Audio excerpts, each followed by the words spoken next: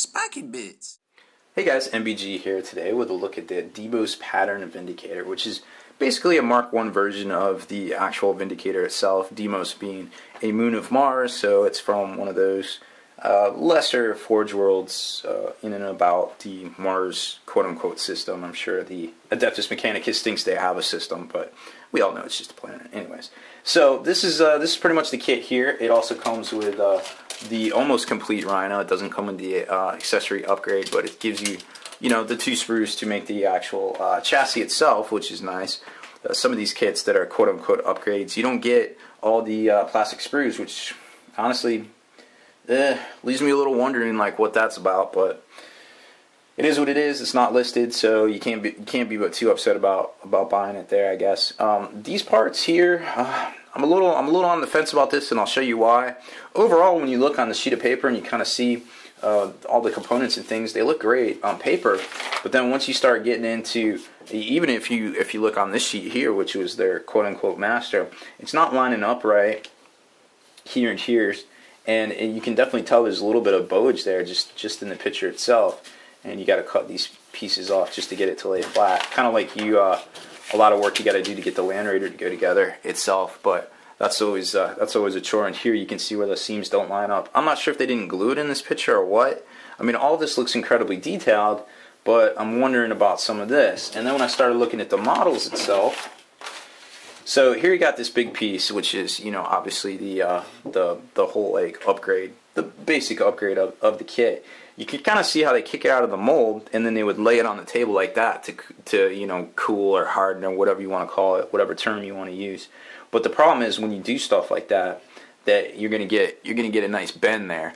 And don't get me wrong, I'm used to working with Forge World and everything, but that's a problem. I mean that's pretty thin material right there. I don't mind bending stuff that's like quarter of an inch, eighth of an inch. But when you start getting down to smaller stuff than eighth of an inch right there, I start getting worried. I don't want that breaking across there. It's a lot of detail to lose, so I'm a little concerned about that.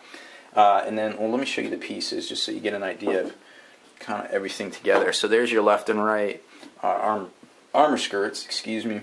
Then you got your dozer, a lot of different turret tops. Here's your armored collar. Then you got the demolisher cannon itself. Very cool pieces, very well detailed. You've seen these, the stacks. They're pretty much on every kit.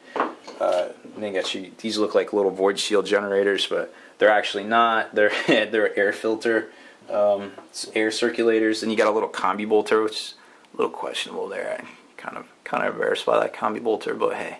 And then you've got a gas extractor hose thing. Not exactly sure what that is, but anyway, so. These pieces all kind of came out pretty good. I wasn't too concerned with that stuff. But then when I started looking at the main components, which are these armor skirts on the left and right, they're also pretty tore up. As far as not tore up, but definitely bent.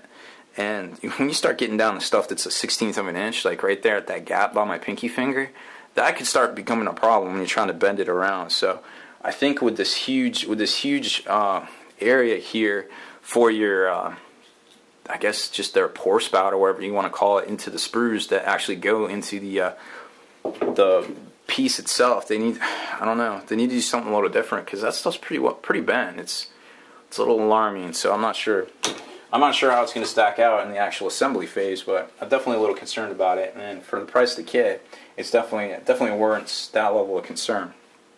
Anyways, I don't think it's any deal breaker for me one way or the other. It's just this is a hobby. It's going to take some work, so I'm okay with that. But I'm just a little concerned, and I figured I'd pass that on to you guys, because not everybody out there is a quote unquote expert modeler, and some people might get stymied by this and just throw away a bunch of money on nothing just because they don't have the technical expertise to deal with it. And it's kind of disappointing on Forge World to just assume that everybody has that level.